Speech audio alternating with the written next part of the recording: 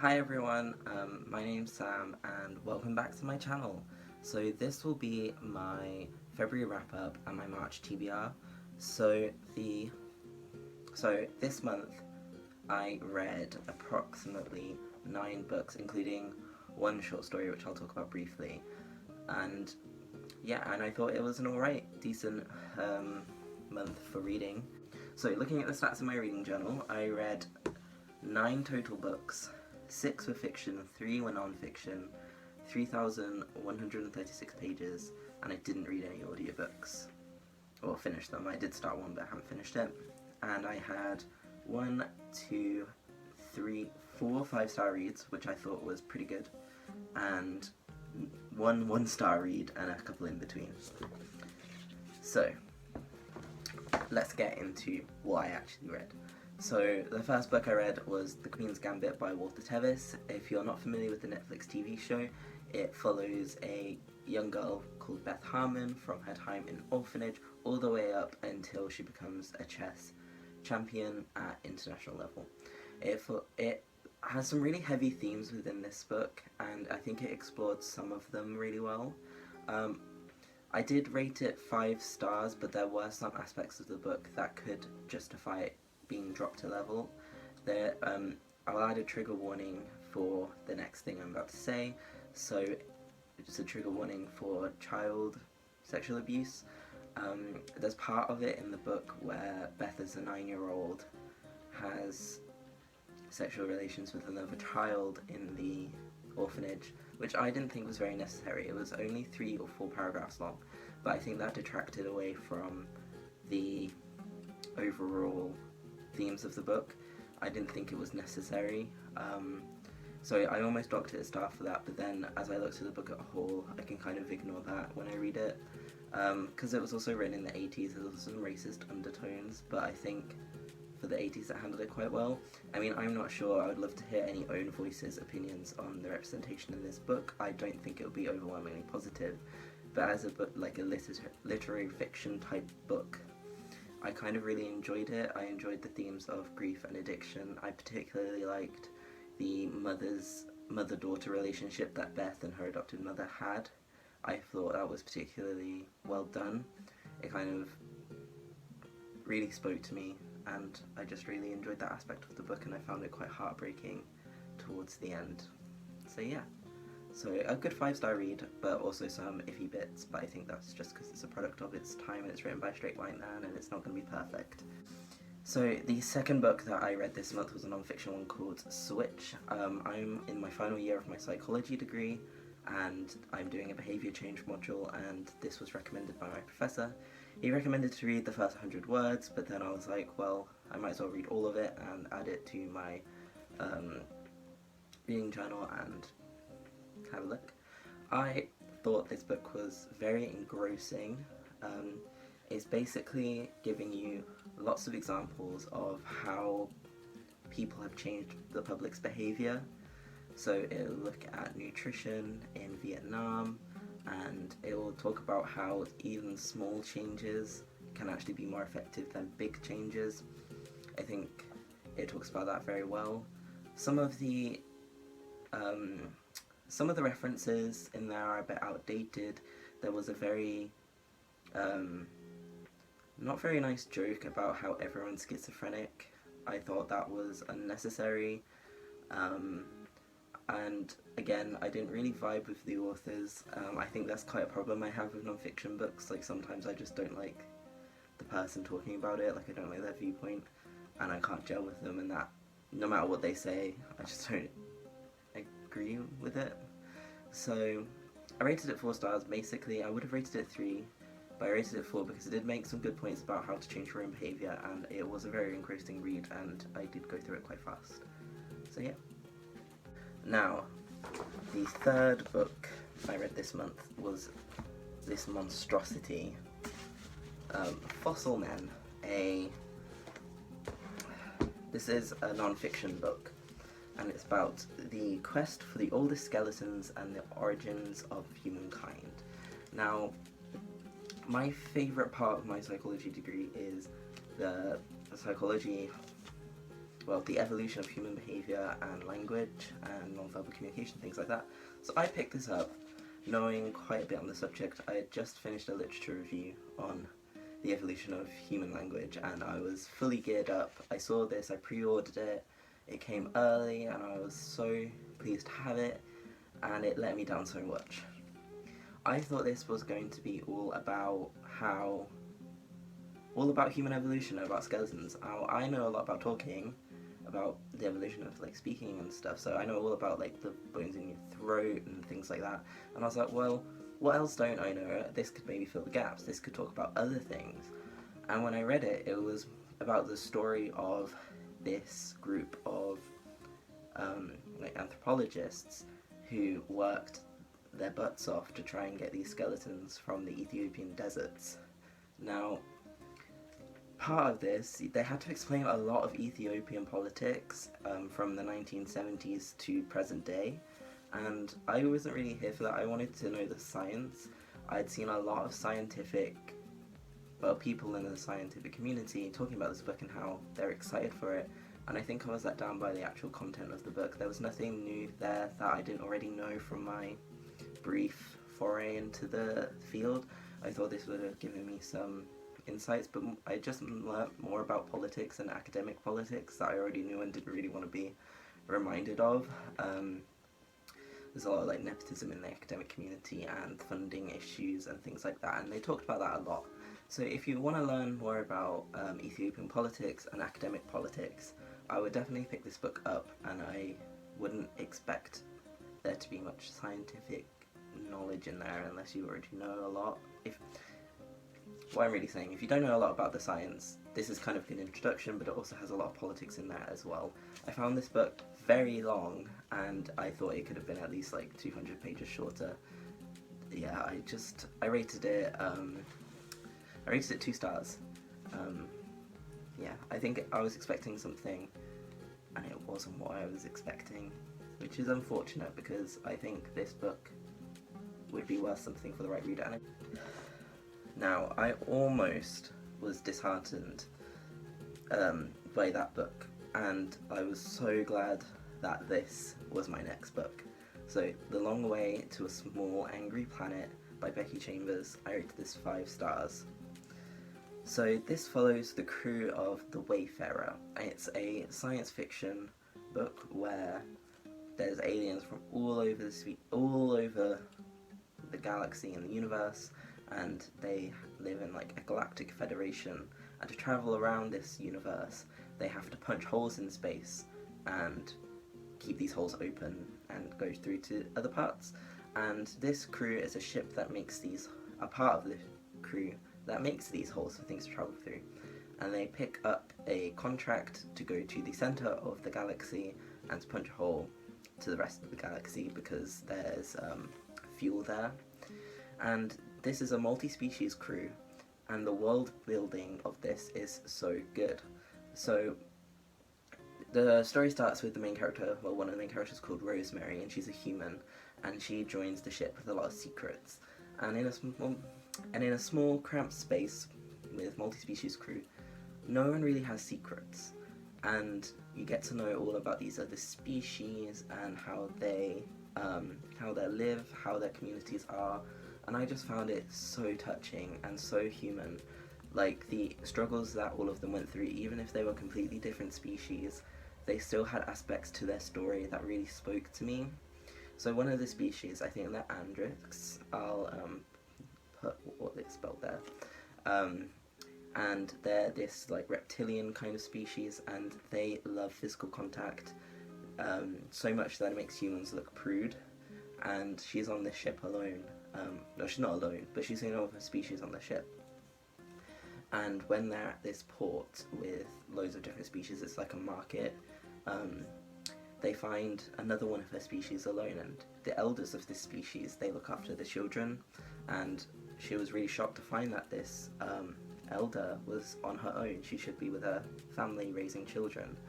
And she went up to this, she explained that there are some people, well, some of her species that don't know the rules of coupling and being part of a group, and they're often ostracized. And I, as an autistic person, I felt that really spoke to me. Like, I don't know the rules for like friendship groups or things like that, so I found making friends and keeping friends so difficult when I was growing up, and often felt ostracized. And just seeing that the kindness shown to that person, I was so blown away by it. So even if these characters are experiencing totally wacky things and so really, really complicated things that no human would ever go through, the emotions and the feelings that I feel so real, and I thought that was so immersive. The world building is fantastic, and the characters are so thought out. It's extremely character driven, and I'd never read a book like this before, and I'm totally drawn in. I want to read more like this, and I'm currently reading the rest of her series on this. So yeah, 5 stars, and it deserves it. So the next book I read, it was an ebook called The House in the Cerulean Sea by T.J. Klune, and I have mixed feelings about this book. This book follows a government worker called Linus. He's 40 years old. He has a dreary life. He doesn't have family. He has a cat called Calliope, and he gets asked by the bureaucrats to go and report on this orphanage in the middle of the sea. And this orphanage is for magical children. Now, Linus's day job, he goes to orphanages when they have an incident and writes an incident report, and he wants to protect the children. And he's a very straight-laced person, that's why they chose him for this job. So he goes to this orphanage, and he finds out that on this orphanage there is the child of Satan living there, and all these other different children, but the thing is, they're all children. And the story kind of the children are kind of ostracized from the mainland, and there's a lots of posters up saying see something, say something in regards to magical children. And as Linus goes to this island removed from everything, he realizes that magical children aren't dangerous, they're just children and they deserve love and respect. And it has a queer romance in it as well, which I thought was quite cool, and it was a pleasant surprise to me, and I don't know, it was a nice book. I'm not going to spoil it, but the ending is very wholesome. I thought it was kind of too wholesome for me, and the book read very young. It is a YA novel, but it reads middle grade, but the content is definitely young adult, so that kind of threw me off a little bit. I would have preferred more dark themes and then the wholesome ending, but I don't know, it's a really nice book. I rated it 3 stars, it was kind of mediocre to me. It's very nice if you've been reading lots of dark stuff recently to read something very uplifting, and I do think it's an important book. But again, I didn't really enjoy the plot too much. I thought it was like, oh, everything ends well. And you may think I'm a bit of a hypocrite for saying that I loved The Long Way to a Small Angry Planet, which can also be described as very like, oh, everything goes well. But the main difference I thought was that in The Long Way to a Small Angry Planet, there's a lot of emotional stuff that you kind of go through before you get to the ending, and the ending isn't as ambiguously happy. Everything was wrapped up at the end of The House in the Cerulean Sea. Everything. Even things I didn't think needed to be wrapped up were wrapped up, and I think as someone who likes to think about books, it was too much for me. But yeah, it's a really good, wholesome book if you have, if you really want some queer representation. It's really good. I do recommend it, even if I didn't particularly enjoy it. I do see that's a really good book, and the characters are really lovable. Now, here's another book that I was kind of divided on my opinion about. It is The Binding by Bridget Collins, and this book is, the premise, first of all, amazing. So, books are basically people's memories, and you go to a binder, and they take your memories that you don't want anymore, and they put them into a book. And this makes you forget the memories. And the book was kind of sold to me when they were like, oh, imagine if you become a bookbinder and then you discover a book with your name on it, what do you do? And it kind of is good, because I was like, oh, this is really good. And then I started reading the story, and I did not love the beginning at all. The beginning, it introduces the main character who is suffering from a really bad sickness, and they're really weak, and they get called by a bookbinder to come work as an apprentice. And at the start, the characters are very grumpy. No one seems to like anyone, and everyone seems to hate everyone. And the world is kind of weird. It's a mix between Victorian and medieval, which was odd in my opinion. I didn't like it. I didn't like the world, because you went to the farms, which were medieval, and then you went to the cities, which were Victorian. That to me I didn't like. And then at the end of part 1, they killed my favourite character, and I was like, well, how is the story going to progress from here? And then you get taken to the city from the farmland, marshland, whatever you want to call it, and you meet this awful character who is just as grumpy as the main character, if not worse. And yeah, I just didn't like it. And then we go back in time, and we find out why the main character was sick, and he's just as grumpy then. And then there's a gay romance which came out of nowhere. And you know, with some gay romances, you think are kind of homophobic to begin with, where the two main characters are just like toxic masculinity against toxic masculinity, and they kind of fight, and then they become lovers. And I just thought, where is my tender gay romance? This wasn't tender. This was like two masculine people going at it and then falling in love. And then I do appreciate a good gay romance, but I like more tender romance. It's kind of enemies to lovers, but it felt toxic to toxic relationship. And then they both wipe their memories, and then one of them starts burning books to release people's... Oh, this is a mess. I thought it was a really good premise. The other characters, like not the main characters, but the other characters that we meet and their relationships with bookbinding and their experiences with bookbinding were a ton more interesting than what happened. I felt the book was a plot device to explore the premise in not a good way. I thought other characters in the book that only had like a line or two were more interesting. So, for example, there was this woman who had sold all of her memories in order to survive. So she would get paid to give her memories up, and books would be sold. And I thought that was much more interesting than the two main characters who were just grumpy and not likable. So I ummed and ahed about this book a lot. I think I gave it 3 or 4 stars, mainly because if you don't read the first part, it's a good book, and the premise was just fantastic, but I just really didn't like how it was done. I think it could have been done a lot better, and I have really complicated thoughts about it, because this book was surprising, but the beginning was bad, and then the ending was okay, and the middle bit was the best, but I didn't really like the queer romance in the middle. But I do appreciate queer romance, so it just wasn't for me. But yeah, I had high hopes because the premise was so good, but then it wasn't, and it's really sad. Yes, and then the next book, short story I read was The Story of Your Life by Ted Chiang, and I rated that 5 stars. So I've not seen the movie that was based on this book, which is called Arrival, but basically it follows linguists who have to try and communicate with this alien species, and the alien species is studying us and we're studying them. And I loved it. I really want to go back and do like an analysis on it, because I really loved it and I thought it was a really good story to be able to do that.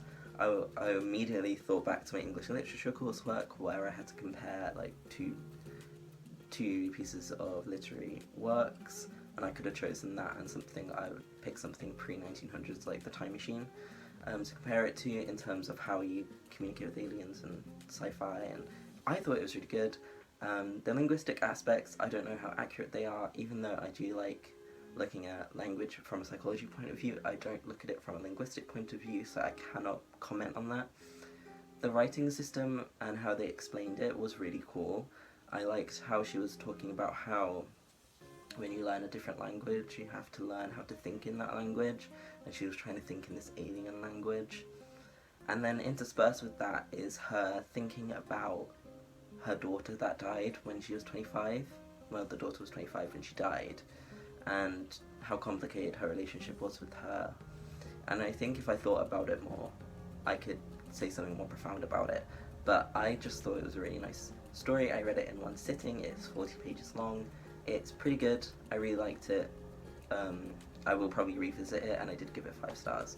I haven't seen the movie yet, so if anyone has any comments on the movie who's also read it, I would love to know.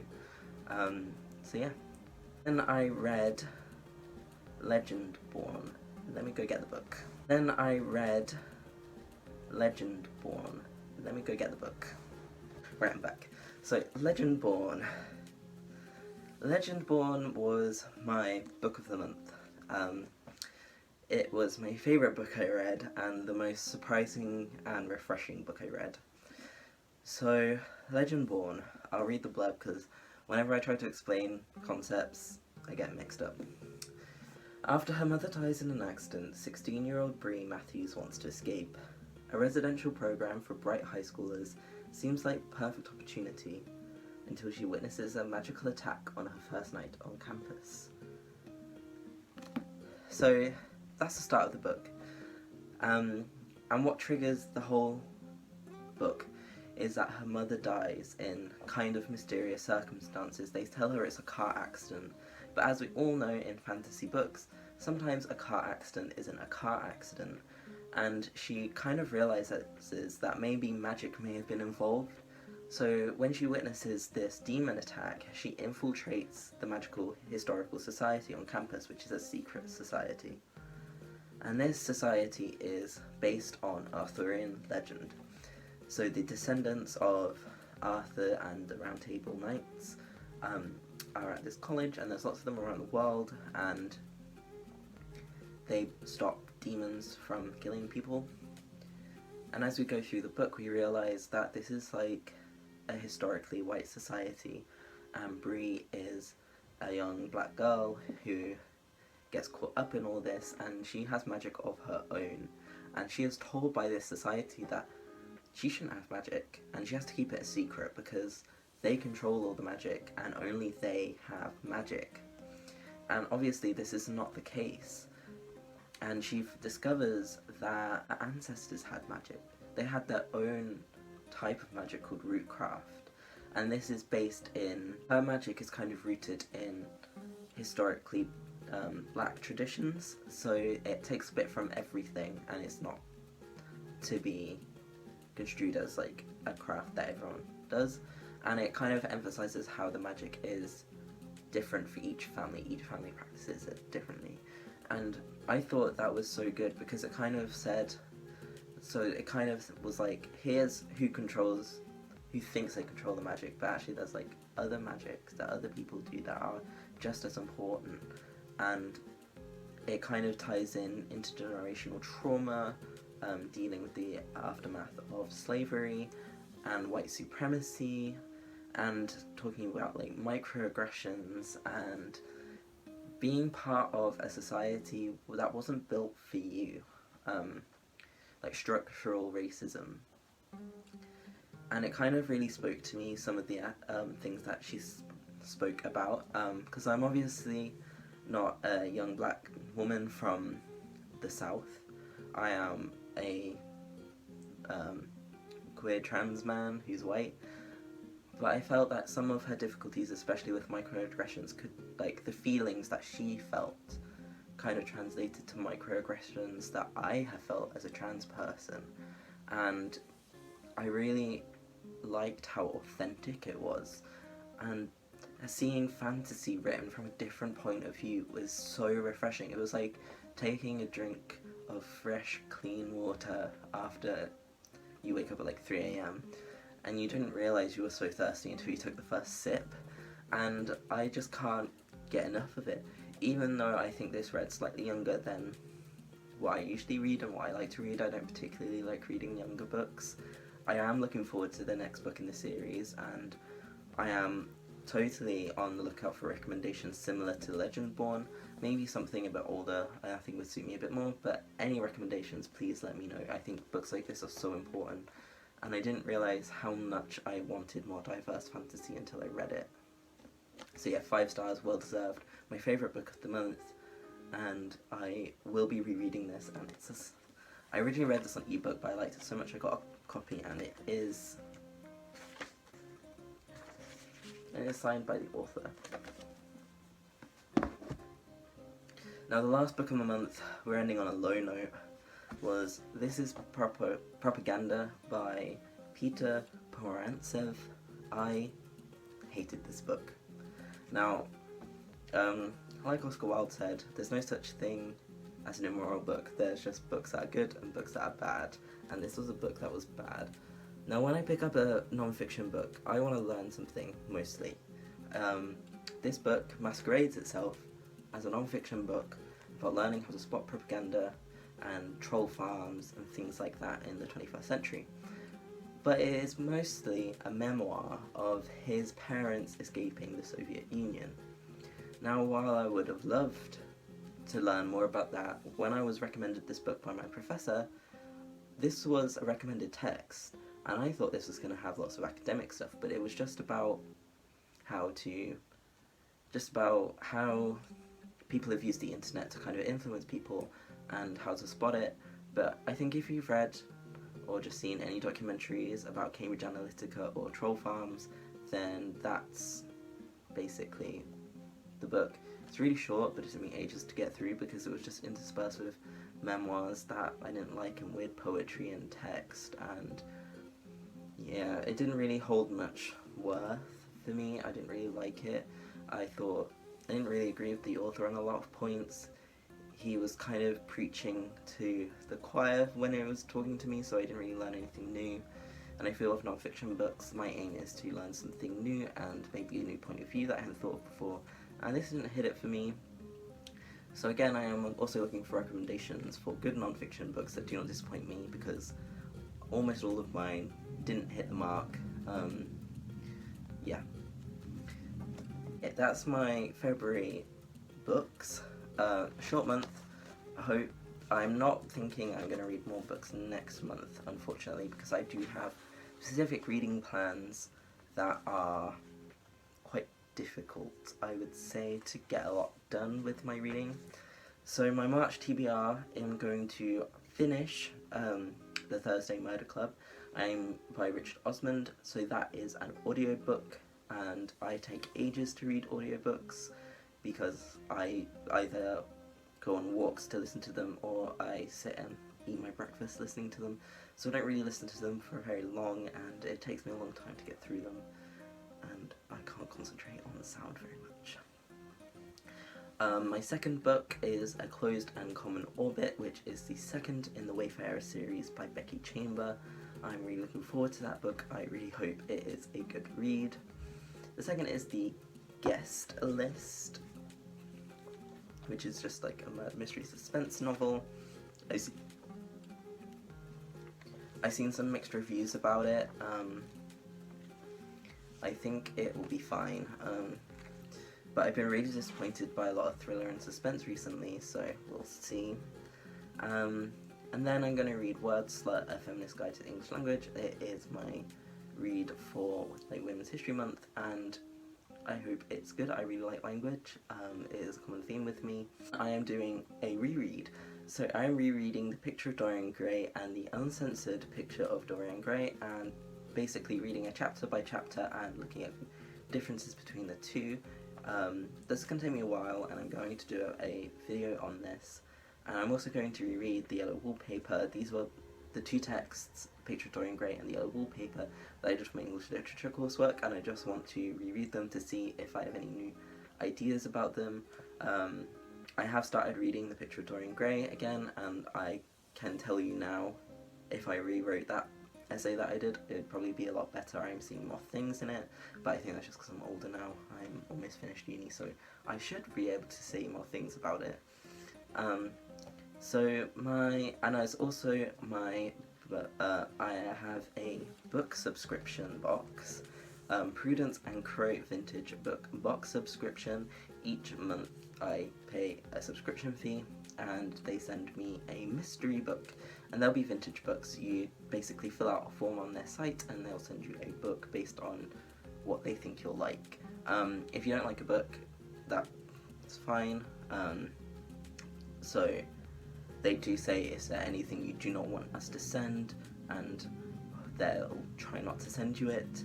The books are also vintage, so even if you do get a copy of a book you already have, hopefully it'll be a different edition and you can decide which one to keep. I'm really looking forward to it. This will be my first month that I get it, and I'll tell you all about it and do an unboxing video later in the month. So that is it. I'll let you go now. This has been a long video, and I'll see you soon.